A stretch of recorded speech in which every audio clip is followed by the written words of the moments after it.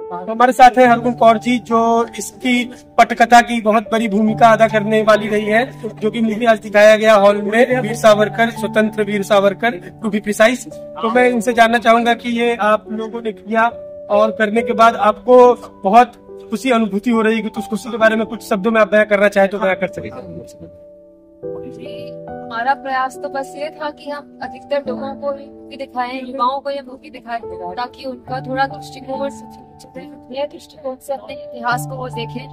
और अगर उनमें से कोई एक व्यक्ति भी वीर सावरकर जी के विचारों से जो है प्रेरित हो जाता है, उसके अंदर देशभक्ति की भावना ज्यादा जग जाती है।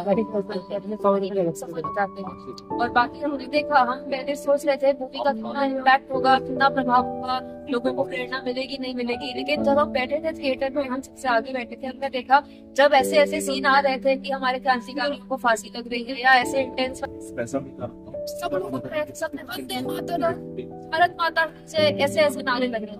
हमें बहुत खुशी हुई देख के, हमें लगा कि वी आर सक्सेसफुल, लोगों के ऊपर प्रभाव पड़ रहा है, लोगों की भावनाएं अंदर से निकल के आ रही है। तो हमारे हिसाब से तो बहुत अच्छा ये प्रभाव हमारी सफल होकर दिख रही है। तो मेरा अगला सवाल है कि अभिनव भारत, अखंड भारत को लेके आपका क्या विचार है? क्या हम लोगों को अखंड भारत के प्रति विचार करना चाहिए, पीओके के बारे में कुछ सोचना चाहिए?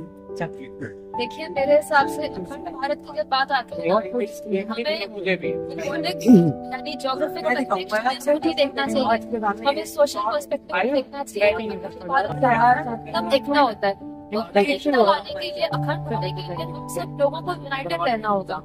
यदि हम सब धर्म, जात, पात, जेंडर अपनी चीजों में बटे हुए हैं, अगर इन सब चीजों से, डिविजन से ऊपर उठ के, इन सब विभाजन को खत्म करके हम एक राष्ट्र के, भारत माँ के बच्चे बन के सबको अपना परिवार समझे कि हाँ, हम एक ही भारत माँ के बच्चे हैं, हम सब एक ही परिवार में, एक ही देश है, और हम सबके लिए राष्ट्र सर्वोपरि, राष्ट्र अपना ये हमारा धर्म है, ये सोच के अगर चलेंगे तो हम एक रहेंगे। और जब हम सब एक हो जाएंगे ऐसे, तो अखंड भारत अपने आप बन जाएगा।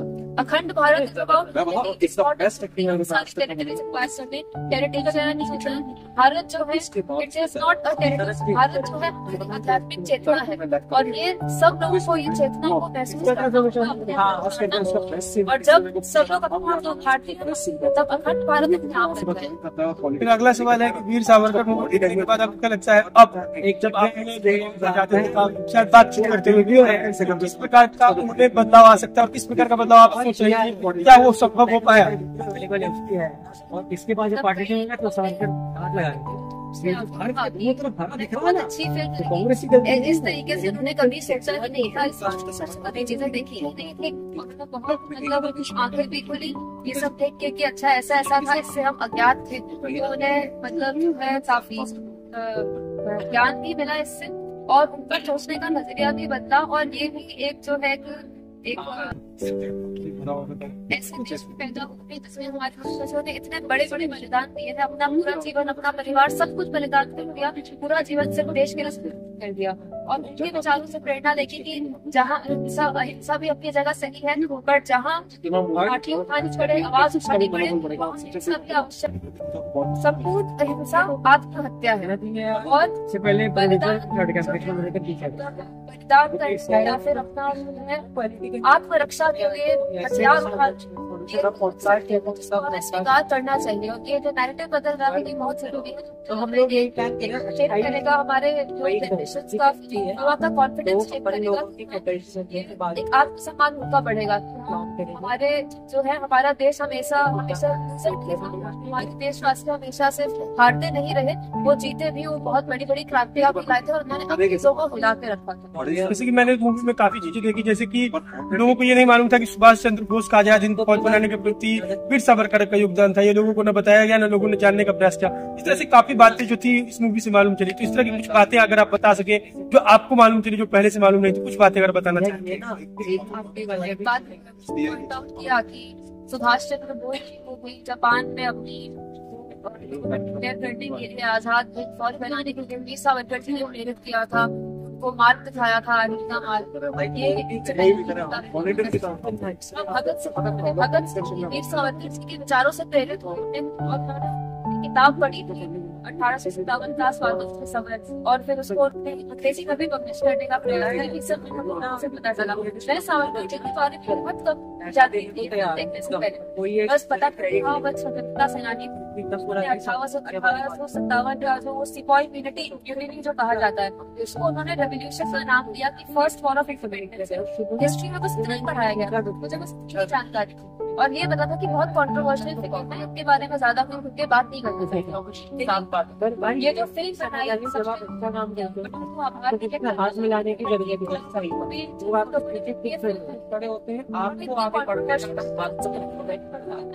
जनता को जागरूक करने के लिए तो बहुत बड़ा उन्होंने काम किया है, क्रांति का काम होता है। और ये मूवी देख के जो है मुझे भी ऐसे कई चीज हुई जिससे मैं भी अज्ञात। और यही कारण है कि जब मैंने पहली बार मूवी देखी आंसू छलके आ रहे थे, आंसू में रोक नहीं पा रही, तब मुझे लगा जो चीज मुझे पता चली वो देश हर युवा को पता होनी चाहिए। इसीलिए मैंने संकल्प लिया कि ये तो अधिकतर बच्चों को स्टूडेंट्स को तब से लगे रहे। और आज फिर अगला सवाल है कि आपने वीर सावरकर मूवी देखी, हो सकता है आपने कुछ किताबें पढ़ी होंगी, तो कुछ किताबें वीर सावरकर के बारे में अगर दर्शकों को आप बता सके तो बताएं कि कौन सी किताबें पढ़े तो उनके बारे में जानकारी मिलेगी, अगर आपको मालूम होता है। ज्यादा मैंने अभी तक कोई किताब नहीं पढ़ी है, बट मैं अब जरूर पढ़ना चाहूंगा क्योंकि बहुत सारी उन्होंने पुस्तकें लिखी, बहुत सारी कविताएं लिखी। मैं जरूर वो सब पढ़ना चाहूंगी। उनकी कविता उन्होंने इतनी ज्वाला इतनी क्रांति लाई होगी उनकी कविताओं में। तो सबसे पहले किताब पढ़ूंगी स्वातंत्र समय, सबसे पहले मैं ये किताब पढ़ूंगी जिसने हजारों ये पढ़ना चाहूंगी। और बाकी और भी मैं इस ईद के दौरान मैं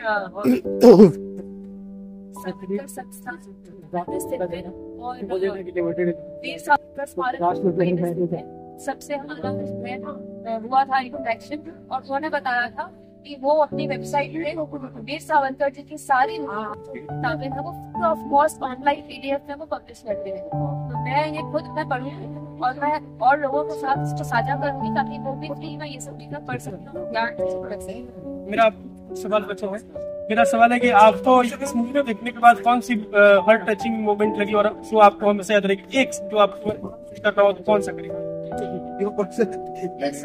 बहुत सारे हार्ट टचिंग से, लेकिन एक जो अभी सीन आ रहा है आज जब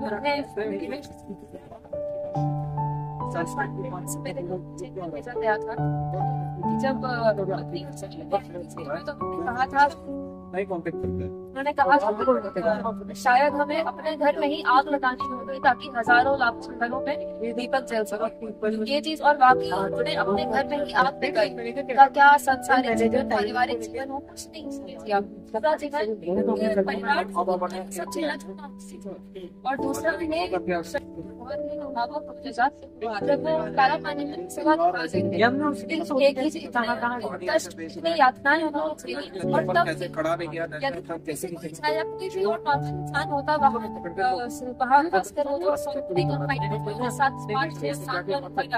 वहाँ कोई भी इंसान पागल हो ऐसी स्थिति में रखा जाता था। वो लिखते रहते थे, वो कुछ ना कुछ लिखते रहते थे, लोगों को इंस्पायर करते रहते थे, मानसिक रूप से कितने सशक्त थे। और जब दिखाया गया कि 9 सालों से एक ही जेल में होने के बाद वो 9 साल लग गए उन्हें अपने भाई से मिलने में, वो बहुत ज्यादा दिखाया जा रहा है। 3 घंटे के दिखाया जा रहा है। हम इमेजिन कर सकते हैं कि कितना उनका स्ट्रगल रहा। तो आप मूवी टाइम जो पीतमपुरा में स्थित है उसके किस प्रकार से धन्यवाद ज्ञापन करना चाहेंगे, क्योंकि इन्होंने काफी सस्ते दरों पर उपलब्ध कराया और स्पॉन्सर्स को आप धन्यवाद करना चाहते हैं इस मूवी को स्पॉन्सर करने के लिए और मूवी टाइम को इतने सस्ते दर 100 रुपए पर सीट में दिखाने के लिए। सबसे भले ही हमारे पास लेकिन दिखाने के क्योंकि मूवी हट चुकी थी हॉल से, अधिकांश थिएटरों से हट चुकी थी। और उन्होंने कहा था कि अगर आप पूरा हॉल बुक करेंगे तो मूवी हटने के बाद करवा देंगे स्पेशल बात नहीं। और भी जगह आपने बात किया होगा और जगह दाम कम नहीं किया, वही बताया। हाँ, दाम कम नहीं किया था। यहाँ भी पहले कह रही थी तब में भी हमने उनसे काफी जो है शेयर किया कि देखिए हम पूरा हॉल बुक कर रहे हैं, बाकी जो उसमें आपको ऑलरेडी पूरा हॉल बुक हो, बट हम पूरा हॉल बुक करके 500 लोग लाएंगे, आपका ही प्रॉफिट है, ऐसे करके उनसे भी थोड़ा बिजनेस मार्केटिंग ये सब चीजें भी और स्पॉन्सर्स जो है इनको सबसे बड़ी जो राइटर है, ऑथर है, एक मैगजीन से हमने संपर्क किया, उन्होंने कई स्पॉन्सर्स थे जो कोई 10 टिकट स्पॉन्सर करना चाह रहा है, कोई 20 टिकट से, तो उन्होंने हमसे जोड़ा। और एक गोवा में बैठे व्यक्ति संजय शेट्टी जी, उन्होंने 100 टिकट स्पॉन्सर की 10,000 रुपए दिए।